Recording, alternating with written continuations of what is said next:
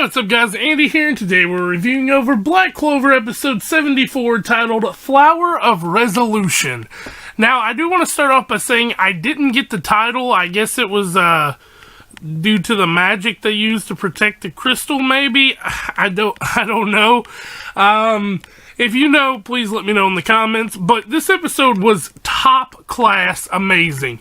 One thing kind of like settled it down for me is after every little thing they would cut back over to like 12 people in the stands just like talking about the fight, and I was like, I'm okay with that, but it kind of hurts the review side of it.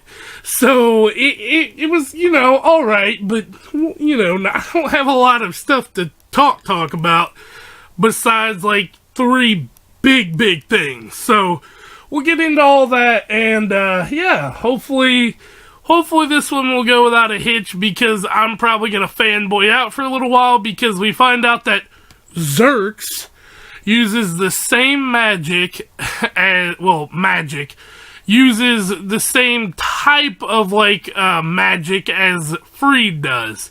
So, yeah, I am really hyped about that. If you know anything about how much I love Freed, then you'll understand.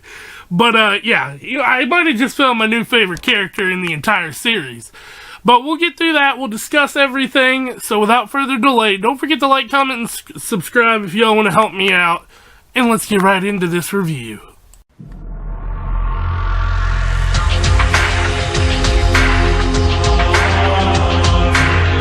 So to start us off this week, we start with our recap as normal, and we jump into our intro, which I always seem to find something new in the intro. I don't know how. But we come back into, after the intro, to them all talking, and they're about to begin the actual fight. And we get this little brief panel here where we see that their team, and Xerx is kind of just calling like Asta a dumbass. He's like, you need to look around, you need to actually focus on this, and that's weird coming from Xerx, but we'll find out in a minute. Let's meet these guys first. So this is the other team. This is Rick Cornell. He uses crystal magic, and he's from the Coral Peacocks. This is from the Lion Kings. His name is Forty Gris, and he, of course, he uses fire magic. And this guy right here is Curtis Wolm, which we actually get to see the most of out of these three, and he uses rock type magic, and they've got a catapult launching, and their crystal gets hit, and they look over, and Xerx is asleep. So I could have used the picture of Xerx actually sleeping, but I decided to use the one of Charmy sleeping because it looks better and I like it.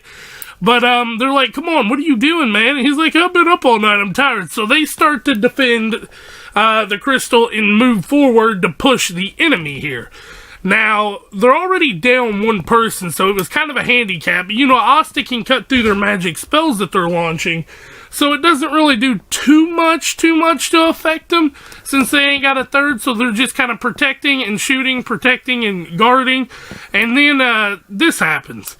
They get surrounded on all sides, and Asta goes in to rush, and he gets hit with a magic circle. Now, this thing looks like it was like tearing his body to shreds and like poisoning him or something, so I don't know what that was about.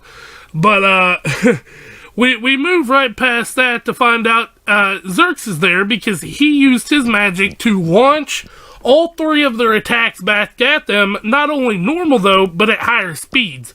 He then walks over this dude, and he's like, it's good to know that a senior mage can protect it, because he's still conscious, the other ones are knocked out. We find out that it is ash magic, in the circle that Asta walked into was Xerx's. He then slashes up the B team's crystal, after, you know, playing around with Curtis, I think that was his name, for a minute. But yeah, after the fight they're talking, and we come to find out that, you know, they're talking here, and he's just as lighthearted as ever, and she's like, when did you do that? That would have took time.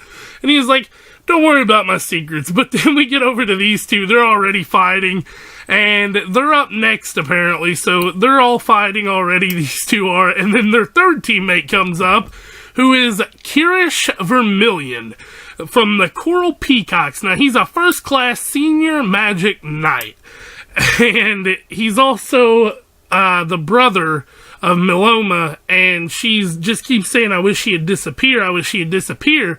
So I don't know what's going on between them, but that is the end of the episode. Like I said, guys, great episode. I loved it very much. But there's just not too much to talk about besides Xerx's magic, his way of fighting, and the fact that he literally just won them this. Like, they were done for. If he wouldn't have been there, they were done for. So, whatever. But him and Asta don't look like they're going to be friends, so we might be seeing a fight later on down the road there. So, yeah, guys.